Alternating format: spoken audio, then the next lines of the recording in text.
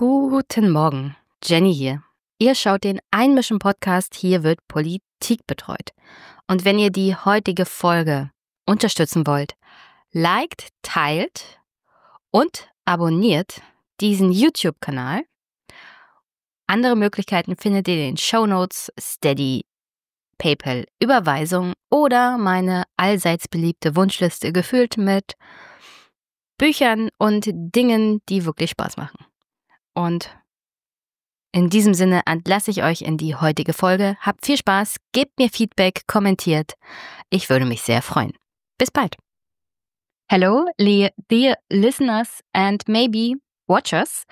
I have a guest today. His name is Sunil Amrith, and we will be talking about his book, The Burning Earth. It's called Brennende Erde, eine Geschichte der letzten 500 Jahre, erschienen im CH Beck Verlag, dort erhältlich für 34 Euro. Everything will be in the show notes, dear listeners. And I really enjoyed this one. I got it while in Leipzig for the book fair. But the publisher already sent me a PDF version before I went to Leipzig.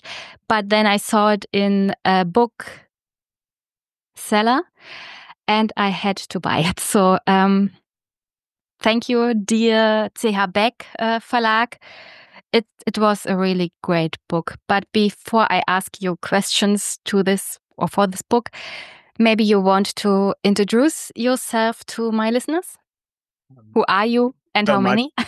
Thank you so much for having me. I'm Sunil Amrith. I'm a professor of history at Yale University in the United States. I am an environmental historian and I've just written this work of global environmental history, though my background is primarily in the history of South Asia and Southeast Asia. And so that was my starting point for what then became a book on a wider scale.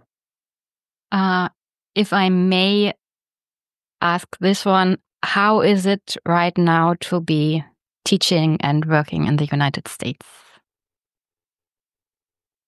Deeply alarming, to be honest with you. The level of political attacks on universities in this country, as all of you will have seen in the news, is very intensive and very arbitrary. So we also don't know what's coming next. But we already know that the level of sudden terminations of grants in medical science, in climate science, and also attacks on multiple areas of research in the humanities have been really severe and escalating. As a historian, speaking to a German, what do you think? Is there anything in American history, in human history, you could relate this to? Or is it something that's not so unusual for American history? Usually when I look at American newspapers, they tend to relate this to Andrew Jackson's presidency or even to the time of the McCarthy era. And as a German, I already have some very different associations. I think to some extent, what we're going through here is all too familiar to my colleagues around the world, whether they are in India or in Turkey, that you name it. I think we are in a moment globally where right-wing attacks on universities, on scholarship, on expertise are not unique to this country. I think clearly the scale of power and resource that the US federal government has means that the consequences of what are happening here are felt all over the world, perhaps in a more immediate way than what may be happening in other countries. I think within American history, yes, we look at McCarthyism as a parallel that often comes up. Though in some ways that was more specific and limited to determining somebody's political ideology and persecuting them on the basis of that. What we're seeing now, which is a sort of wholesale destruction of the entire infrastructure of American science, I'm not sure that even in the McCarthy era, we went so quickly in that direction as we are here. What is really frightening for me right now is the fact that this NGO, the Heritage Foundation, is working in Europe as well. And that's really frightening right now. And if I try to talk about this with my family, for example, they think I'm hysterical. and I do not know if I'm really hysterical because I'm just reading so much about this and I'm just into my bubble, or if they do not have the right mindset concerning these really frightening times. So maybe you can tell me how effective the Heritage Foundation can be in Europe.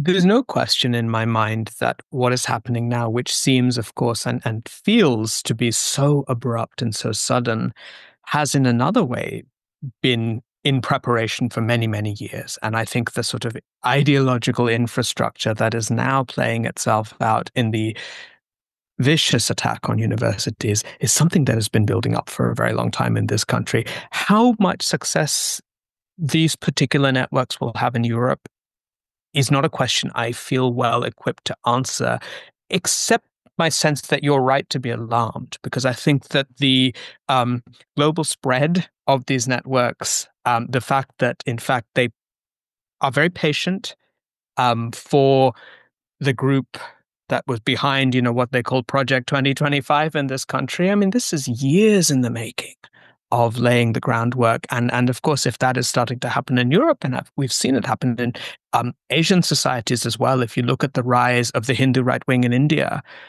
the infrastructure for that was laid in the 1970s, 1980s, and then, very, very slowly started to infiltrate the state. And I think that's basically what we have seen happen in many contexts. So I think it's right to pay attention to what may initially be under the radar type activism and organizing on the part of the far right. And the question is how effectively those who believe in democracy and in openness and in science and in research can start to counter that maybe before it's too late. Which in Europe maybe now. Yeah, it's pretty hard for me, especially because I was born 1984 in Eastern Germany, and that was a dictatorship. And I pretty much just got this democracy and this freedom, and I'm not such a hopeful person concerning the human condition. And I'm really, really worried. But let's come back to your book. Maybe we can get something hopeful out of this. What is the main focus of your book? It spans over 500 years, as it says in the German title. The main focus of the book is to ask what is both a very simple question and in some ways an impossibly complicated question, which is how did we arrive at this moment of planetary crisis? I'll use the definition of the United Nations Environment Programme of a triple planetary crisis, of which climate change is, of course, the most prominent. It's the one we talk about the most, but there's also a crisis of biodiversity and a crisis of waste and pollution, particularly when it comes to plastics, which are now everywhere, including in the air that we breathe. Inside of us? Inside of us, inside of our bodies, in the deep ocean. And my question as a historian is, how do we explain the multiple paths that brought us here? And I think the overall perspective of the Burning Earth is we need to work on different timescales at the same time. So in some ways, we can say, yes, this is a very recent problem. Actually, more than half of the cumulative carbon emissions that human beings have ever generated have happened since the early 1990s. And so in that sense, we're looking at really just a history of the last 40 years. But what I'm trying to suggest is that, in fact, we have to understand this going right back several hundred years. I mean, some others would say we need to go back several thousand years. There are so many different levels of perspective that you can take with this. And at the heart of the story of my book is the history of imperialism, of what we came to call globalization, and how it is that empires and investors are starting to accelerate these transformations that human societies are bringing about in ecosystems, in Earth systems. So that, yes, when we get to the 1980s, things are accelerating very quickly. But there's a sort of deep history underneath that, which is including a history of ideas. This is also a history of how we have thought about the human place in nature, or how different groups of human beings around the world have imagined how it is that we inhabit this planet. When we talk about globalization, I come across often, when I read books from historians, this interesting fact that at any part of human existence, there was some sort of globalization. No empire existed on its own without touching other parts of this world. For example, the Roman Empire traded with China back thousands of years at this point ago. And I think this, I do not know how to describe it, but this fact that empires cannot exist on their own. There's always a scale of globalization. But we have now really reached, I think, the peak of globalization, because every human is connected on this planet right now in some way. So I think it's interesting to live in a time when the United States are trying to scale back globalization, when that is not possible, in my mind, for the human race at this point in history. So how can any human think that we can scale back on globalization at all? There's a brilliant book by Tara Zara, who's a historian at the University of Chicago, called Against the World, and this book came out a couple of years ago. I'll put it in the show notes. Yeah, and it's a history of anti-globalization, which is actually focusing on the 1920s and 30s. And one of the things that Zara points out is that the critique of global integration at that era didn't only come from the right, which is what we associate it with. And what she's showing is, she even includes Mahatma Gandhi in her book, showing all the different ways in which, from multiple moral and political perspectives, at this moment of globalization, following what was often seen as the first massive age of globalization, the 1870s to the time of the First World War, where the telegraph and the steamship and the railways and integrating societies and markets to an unprecedented extent. And then, of course, there's a backlash against that. But that backlash is sort of coming from multiple different perspectives. And I think we can also see that now, which is to say that, of course, the unilateral way in which the current US administration is trying to roll back globalization is really about demonstrating its power. But of course, there's been a critique of globalization going back to the 1990s that is also coming from environmentalists, that's also coming from the left, people concerned with the rights of labor, of workers. And I think there's always been this paradox that, on the one hand, globalization feels, as you just put it, unstoppable, and that these are forces that are far beyond the control of even states anymore. And that was always the sort of theory of what is different about this phase of globalization, is that in some sense it's even transcending the ability of any particular actors to control it.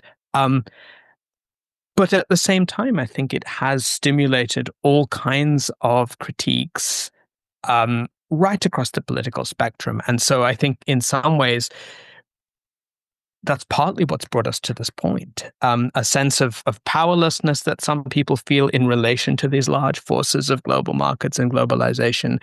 And at the same time, the question of, what other social arrangements can we imagine, has taken people in very, very divergent directions. maybe it's this part of, we have a time in human history where we will have to face the fact that the resources we have on this planet are at their end. So, I'm sorry, more like a Grenze, a border. You know what I mean. Yeah, I do. And some people will have to see or admit that they will have to need to scale back their use of resources. And some people will have to get poorer to make it possible for the whole world to survive. And I think that even somewhere in rural areas of Germany or France or America, people are not ready to give up any part of their freedom to choose to be rich, even if they will never reach that sort of wealth someone like Mark Zuckerberg or Elon Musk have. And I think that's really interesting how it's possible to outplay poor people in every part of the world for those who are really, really wealthy, wealthier than any human being ever has been or has a right to be. And I still have not found an answer in discussions with, again, my family. They always try to defend those wealth as something those people got from working hard. And I would like to understand how we can make people on this planet who are poor work together against those really rich oligarchs who are destroying this planet for, I don't know, getting into space for 10 minutes or whatever. Yeah. There was a very interesting study that was published just last year or the year before that. They surveyed people in both wealthy countries and poorer countries. And they asked people, what proportion of greenhouse gas emissions do you think comes from the super rich? And what's interesting is that in every society, including Nigeria, including India, including Western European societies, most of the people surveyed underestimated how much the super rich are actually contributing to the problem. So there is definitely an element to which we're very familiar with the idea that, even this notion of our personal carbon footprint was very much promoted by the oil industry in the 1990s as a way to turn this into a question of personal responsibility rather than a question of social and political organization or regulation. BP first promoted this idea that you need to think about your carbon footprint. And of course, that itself can be a very divisive way of thinking about it. This is the dilemma, I think, because in some ways, I think it's perfectly understandable that social groups all over the world struggle with the idea that they may become less well off or that they may have to make sacrifices on behalf of somebody else, particularly if those others are distant from them in space, in culture, in everything. The question is like, and what brown people owe these people? Race comes into it. Yeah. Distance comes into it. And in some ways, that's always been a dilemma of the global labor movement. The idea of a sort of solidarity amongst working people is an old dream. It's a 19th century dream. It has had its moments of flourishing and it's had its moments of fragmentation. And I think that the environmental movement has always faced that. I think it's very unlikely that a politics that is emphasizing austerity is going to generate a lot of adherence, whether that is in the global north or in the global south. And so the question is, how do we reframe that? How do we find a political language that reframes you have to have less in ways that might actually open possibilities for people. I don't have an answer to that. I mean, I think that is the key dilemma of political creativity that so far, those of us who care about the state of the planet and the environment have basically failed on.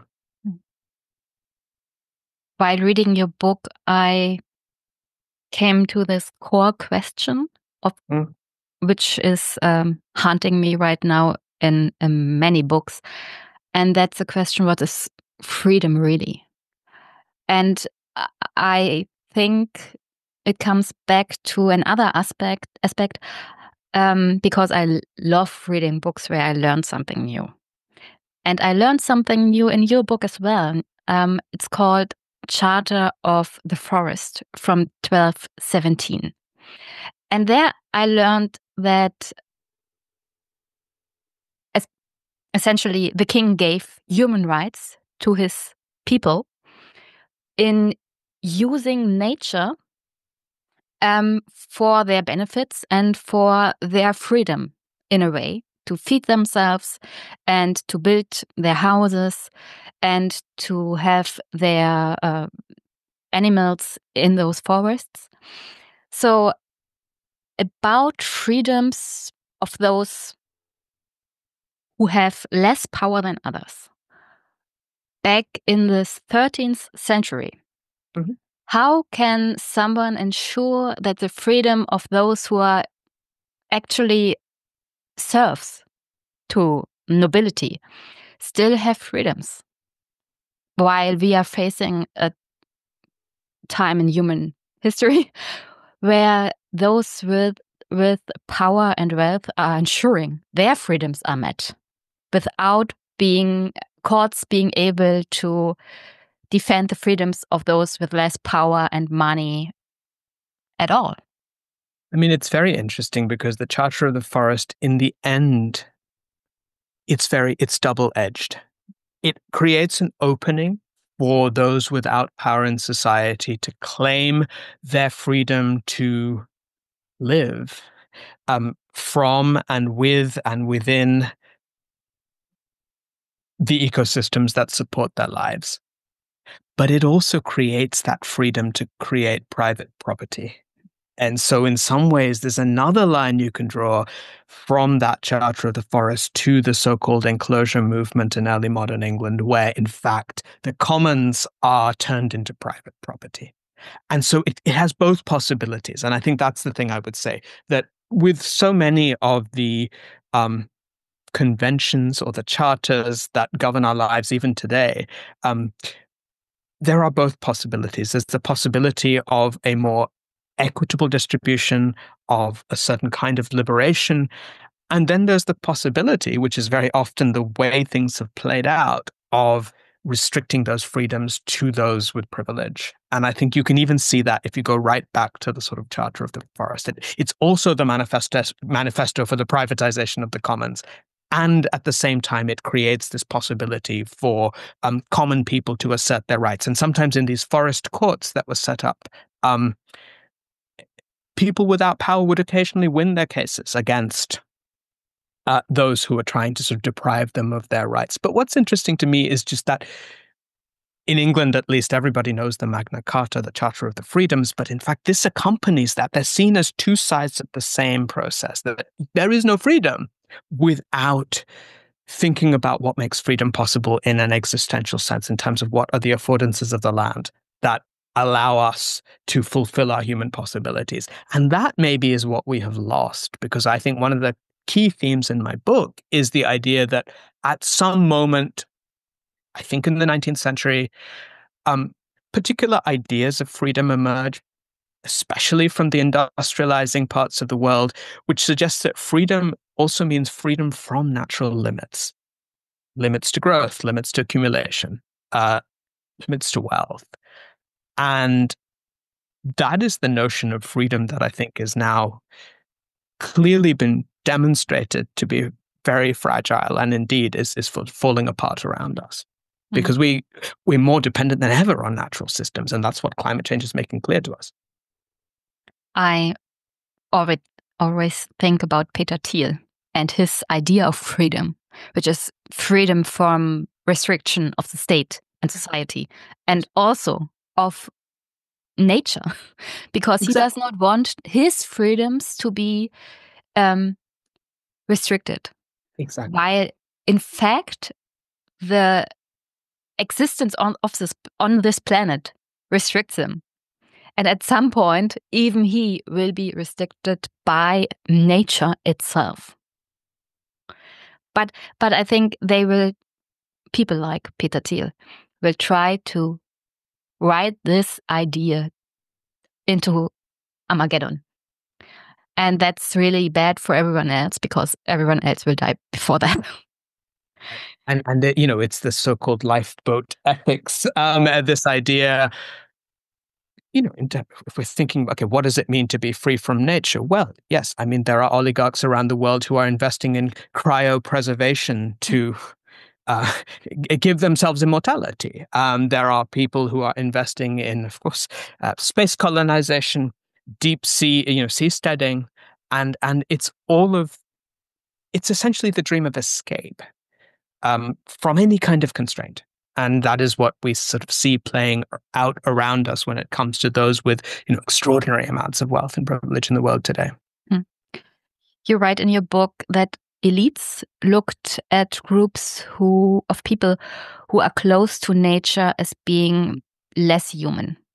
And I also think at the moment, people like Donald Trump or J.D. Vance trying to say, dear Greenlanders, we will make you rich. We will buy you and your country so we can exploit your resources. And at the same time, they do not get the simple fact that maybe not all Greenlanders, but most of the Greenlanders do not want to sell their freedom, their sovereignty, and their resources to another colonizer.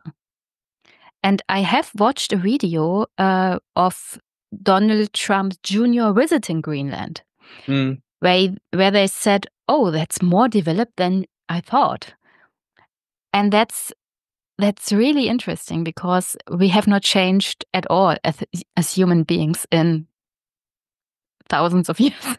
We are still looking down on people that do not want to get rich, that just want to live with their land and try to be moderately rich without destroying their nature. Right. And I mean, I think if you go back to the early history of the Iberian colonization of the Americas, I mean, that's just the language which Columbus and all of the early colonizers used to describe indigenous people. It's that they are not fully human, they are too close to nature. And with colossal, indeed, genocidal consequences. Something else I really like about your book is that there are some pictures. I do not have a lot of them in books, but in some. And I've seen this one, which, dear listeners, it's on page 310 and 311 in the German edition. And it's full of charters of something like acceleration of people, CO2-Ausstoß, the overfishing of the ocean, water usage, and all that. So was there any way, historically speaking, to stop the inevitable march towards our current climate crisis? Because at some point in your book, there is some passage about a study from the chemist Svante Arrhenius, who wrote at the end of the 19th century, 1890, about the usage of CO2. And he predicted that it would need 3,000 years to double the CO2 usage in the atmosphere. So people knew at the end of the 19th century that the usage of COW is not good for the atmosphere. Mm-hmm. And he was wrong, by the way. In the usage of the CO2 in the atmosphere was 30% higher only in the next century. So we doubled that in 100 years in effect. That's right. So, I mean, that's what's interesting. On the one hand, he was very prescient in seeing that this was going to be, and interestingly, he thought actually this would be good for Sweden. That it would. He has this very lyrical writing about how my descendants will live in more pleasant climes and everything will. But he thought it would take 3,000 years. And this is in the end of the 19th century. And I think this is what's so striking is that climate scientists have talked about the great acceleration. So those charts that you showed, and I have to say the illustrator and cartographer David Atkinson, who did the maps for the book, had done a really lovely job of some of those illustrations. It shows how sharply every single one of those indicators goes up after around 1950, so after the Second World War. And after that, the pace of acceleration, whether it's carbon emissions, whether it's resource use, whether it's freshwater use, also human population, is just unprecedented. It's very, very sharply accelerating after the middle of the 20th century. And so in that sense, you can understand why Arrhenius might have thought it would take 3,000 years, because those were the trends that were available to him to see at that time. And then what you see is just this very sharp step change in the middle of the 20th century. But even that, I think, masks rather different stories. So we talk about the great acceleration in a cumulative global sense. But actually, for the first 20 years of that period, from 1950 to the 1970s, most of that acceleration was coming from the global north. It was coming from the industrialized parts of Europe and North America. What then really shifts is at the very end of the 20th century, you have societies like China in particular, but also some societies in Southeast Asia.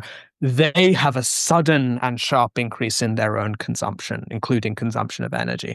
And taken together, it is when this acceleration becomes truly global, when it really extends to Asia and the largest countries in Asia, that you start to see the level of acceleration in global warming that we have seen since around the last decade or two of the 20th century. But still, talking consumption, when we look at it, the United States takes place one in this charter, because the 4% of humankind consumes 5 Earths in 1 year. So it's really eye-opening if you take this fact. And they are at the moment, the Trump government will try to consume even more without taking any rights of any other human being on this planet into account, because they think they have a right to do anything they want, because no one can stop them, because they have a big military and they do not need to. In a way, they are, as a country, the Peter Thiel. Yeah.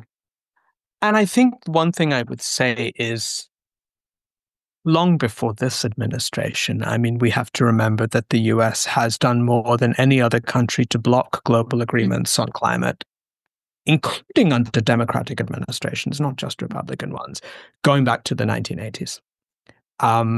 There's a fabulous play called Kyoto, which was it's on in London at the moment, and it's about the making of the Kyoto Protocol. And you wouldn't think that could lead to something so dramatically compelling, but it is based on real research, and it's really based on how the American fossil fuel industry from the 1990s onwards is basically shaping U.S. policy.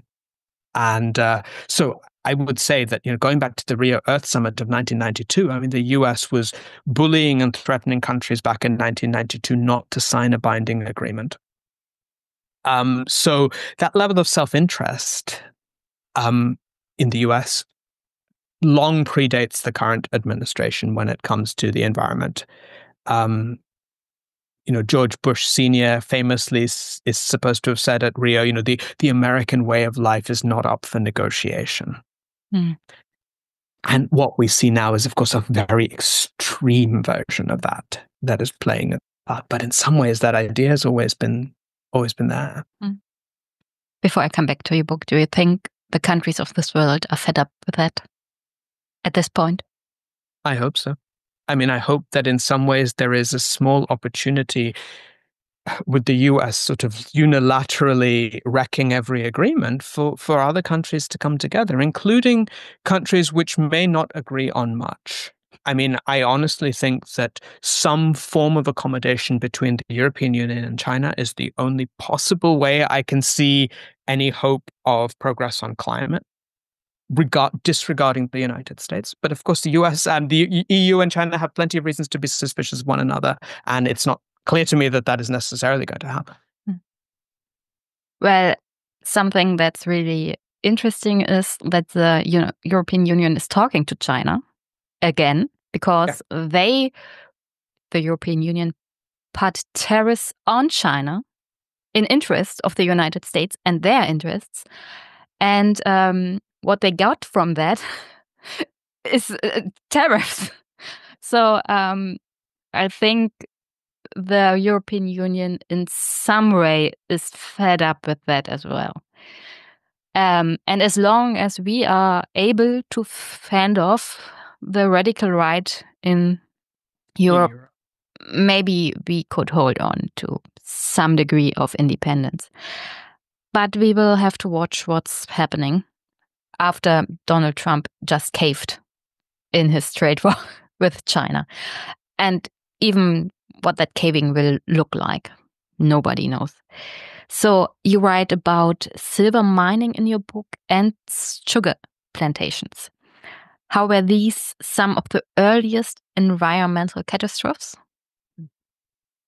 They're environmental catastrophes in three senses. The first is of course, they were ruinous of the landscapes where they undertook intensive exploitation, whether these are the silver mines of Potosi, which leave literally a wasteland around them, or the sugar plantations, which begin in Madeira and then essentially move through the Caribbean islands, very often leaving destruction in their wake. So that's one sense that it's directly. Especially sugar destroys the soil and nothing can grow there after that. Can grow again. Secondly, it is an originary moment in the relationship between environmental destruction and human destruction, because of course all of these forms of intensive mining and plantation agriculture depended on unfree labor, enslaved labor, of course, in the case of sugar. And the way to make them profitable in the quickest period was both by disregarding the long-term sustainability of the soil, but also by exploiting human labor without any concern whatsoever for human life. And so you put these things together, and we still see it in the world today. Mining continues to be one of the harshest and most destructive of occupations when it comes to people's health, when it comes to people's well-being, when it comes to conditions of labor. And of course, as we move towards an energy transition, rare earths are more important than they've ever been. And you see the impact of that kind of mining still in many parts of sub-Saharan Africa. Something else I glimpsed in your book again and again is this interesting fact of human empathy, not for other humans, but for nature and animals.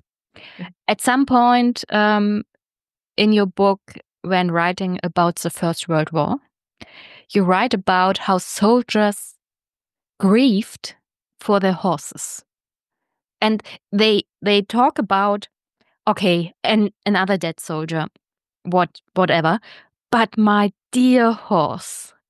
And I find that very interesting, that over the time of human existence, there's always this impulse for empathy, for nature, even when we separated ourselves from nature and existing on nature itself, there's still this impulse for grief, for the destruction of nature and for the mass murder of animals. Yes. And less so for other human beings, which is another big problem as well. Right. And as we go back to a time of remilitarization, especially in Europe right now, because the United States say, do that yourself. You describe how war machine is a mechanism of climate destruction. And I think this is really interesting to have this human empathy for nature and animals at the same time as war is helping destroy our climate and our nature and animals at all.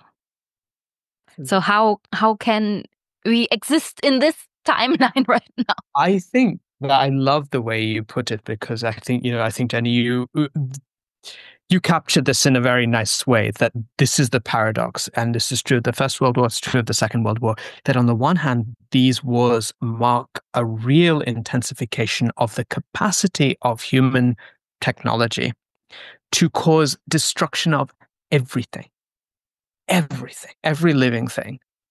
At the same time, in a way, the wars force people closer to nature. So even civilians are growing food in kitchen gardens in desperation on both sides of these conflicts.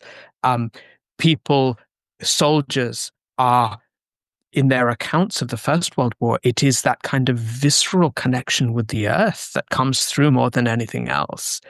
The attachment to animals. All while, in both cases, these wars are creating these technologies that allow for an unprecedented level of human destructive power over not only other human lives, but over everything, culminating in, of course, in the atomic bomb. And so I think this is the paradox that we live with, that on the one hand, that empathy for nature, as you rightly point out, has never gone away. Like, however much the most advanced societies in the world think that they have removed themselves, even within those societies, there have always been these other modes of living.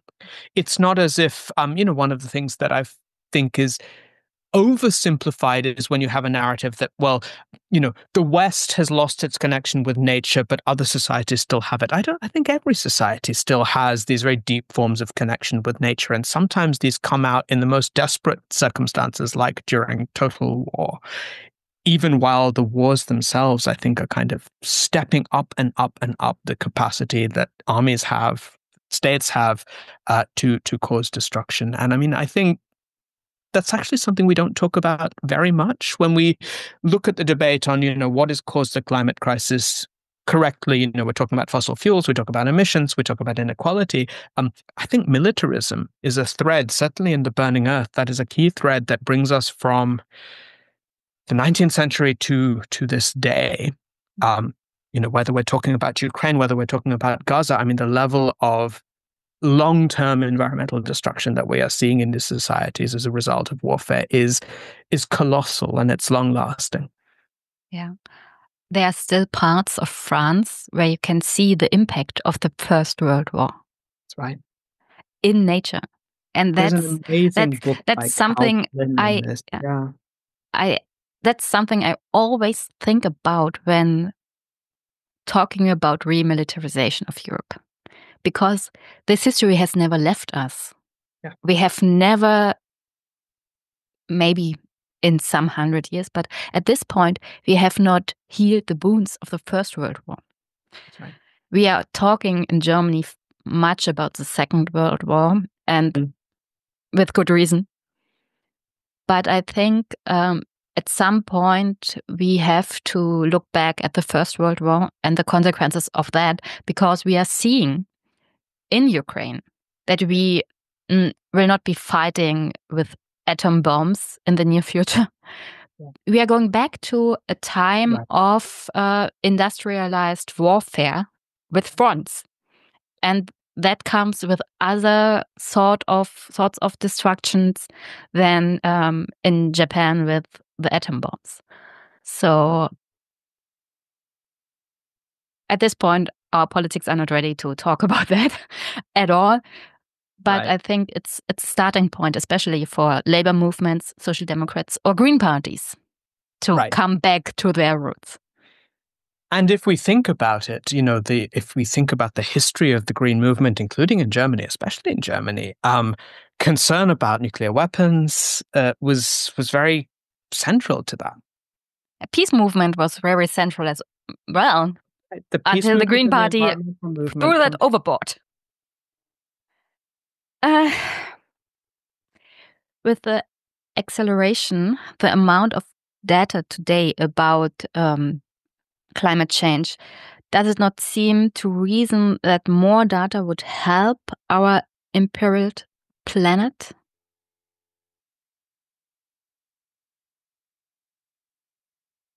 I am sure that more data will help us diagnose and understand better what is happening. On the other hand, all the data in the world won't shift our politics. And so I think I would say it's both and rather than either or. We do need more data. And we need to understand why even having voluminous amounts of data has not led to political consensus, has not led to political action, has not had that kind of persuasive power that I wish it had. But that may be that data alone is not enough. I mean, we know this, and I'm speaking as a scholar of the humanities, that there are very often times when stories, narratives move people more than data. And so there's a lot of some of the most exciting work, I think, in the space of trying to shift consciousness around climate and sustainability is being done by filmmakers. It's being done by artists. It's being done by people who can connect with emotion and not just, here is more data. I will come back to that because I've seen a film in my youth concerning that, and you mentioned it in the book. Oh, okay. Yeah, but it's hard to talk with people concerning data and facts, especially in this political environment right now, because talking with my family again, they say they have a opinion and I have my opinion, and at the end they say I'm hysterical again. But what they have are emotions and feelings, and not facts and opinions. And it's really frustrating to talk to them without getting angry and hateful myself at this point, because I am at my bullshit level at this point in time. I cannot talk with people at this level anymore because I'm really, really angry. And I can understand how you can be angry and hateful on the right side of the political spectrum, because these people are making me hateful, emotional, and angry because they are not able to recognize facts and data anymore. They always say, yeah, that's I think differently. And at this point, as you said, it's not possible anymore to change politics because politicians are working on emotions. Yes. Yes. And that's frustrating because I think that's not how democracy should work at all. Emotions are important, but they are all that is in the political spectrum right now. And that's destroying everything. And I think this is the paradox, that we live in an age where we have better data than any human society has ever had. We have the information we need to make fundamental changes to the way that we live in a way that will protect people's lives and livelihoods and indeed the rest of nature. But this comes at a moment where, as you say, data is mistrusted by very large segments of each of our societies. And so more data isn't necessarily going to win the argument.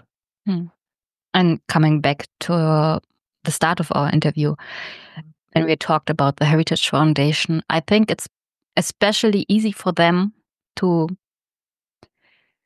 get their agenda done because they are rejecting, at the end of the day, the whole 20th century and what humankind was able to achieve in that 100 years time frame. Everything I have as a woman at the moment concerning rights and stability through my own work, and the fact that I was able to go to school, study 2 times, and have my own life without a man, I mean, without being dependent on a man. Yes. That's something these people want to roll back. Right. And I can understand that people who vote for this want that because it's just a simpler time. Yeah. Living in the 19th century is just simple, easy, and they think easy, and not so complicated, not so full of chaos and uncertainty. While forgetting that the reality of the 19th century is hunger, disease, and death for 99% of the people. And that's the point I do not get then. Yes. Because they think they will be living in the 21st century without the problems of the 19th century. And that cannot happen. Absolutely. At all. And, you know, we see this in the US with the federal government's attack on vaccines. You know, measles epidemics are breaking out. Just take vitamin A. Just poison your liver. As a scholar of Asian history, one of the things I remember is that when India became independent from colonialism, when Indonesia became independent from colonialism in the mid-1940s, life expectancy was 30 years. Infant mortality rates were over 200 per 1,000 births. In that sense, you know, the 20th century, for all of its destructiveness, has been a century of the most astonishing human progress. And I think you're right that the sort of nostalgia for simpler times simply fabricates a world in which it's possible to have sort of, you know, 19th century hierarchies and 21st century living conditions. Well, we'll see. I mean, if you're going to slash funding for health research and climate research, there will be consequences to that. There will be consequences for people's livelihoods. There'll be consequences for people's health and for their well-being. Some interesting fact concerning the European right is they have the same agenda. Yeah. They work on the nostalgia of people for simpler times. Yeah. But they mean the middle of the 20th century, somewhere around the 50s, 60s. 50s, they would never try to sell the end of the 19th century as a good and simple time for Europeans, because even if we have nostalgia in Europe, especially in Eastern Germany, they mean a time like 30 years ago, not 130 years not ago. 100 years ago. Because people do remember that the end of the 19th century was not good for most of the people. Yeah. And that's something I will never understand. I think that's the point where the right-wing politics of the American NGOs will even in Europe, will have a really hard time with the right-wing politics of some European countries, because they could never sell that to their electorate at all, and they need them to get into power. And sometimes in some articles you can see this shift and this separation of right-wing politicians from the American sides of the Atlantic, nut jobs. I think there's definitely a rift that's coming. But they are working with nostalgia as well. That's right. So coming back to your book, I know you have a little time left. At the end of the book, you write about this film Princess Mononoke by Hayao Miyazaki, and it's a masterpiece. The music, the work, and I love this man. He is a person who should live forever. And he hates AI as well. he says it has no soul, and he's right. AI should not make art at all. Right. But this work, Princess Mononoke, why do you end your book with that? How is that, in your own words, something that shows the human condition in working through and with nature? I think what it shows me is it's a simple idea. And it's the idea that we cannot win a war against nature. And that is so often how it has been conceived and discussed in the 19th and 20th centuries. And to me, that's the message at the very heart of that wonderful work of animation, which is that there can be no victory. In that movie, both sides essentially are destroyed, both the forest gods and the human civilization that is being built there. And yes, I think there is an element of hope at the end, which is that we might actually have to reimagine how we live with nature.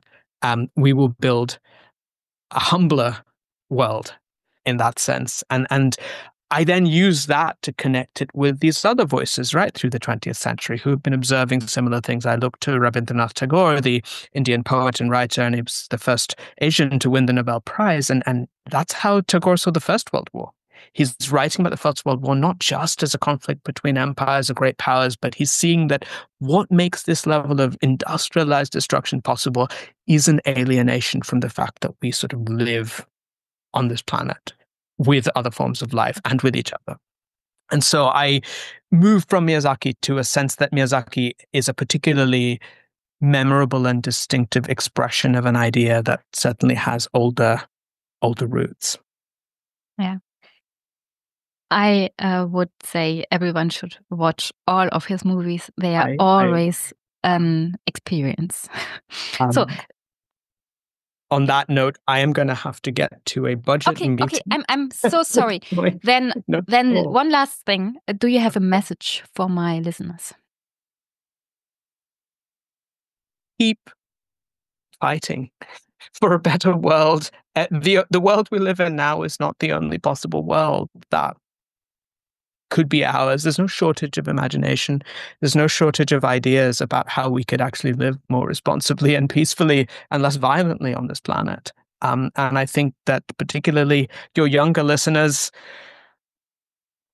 their future has been taken from them by this particular political moment that we are living in. And I think that we all owe it to all of our societies to continue to make the case for a different way of being.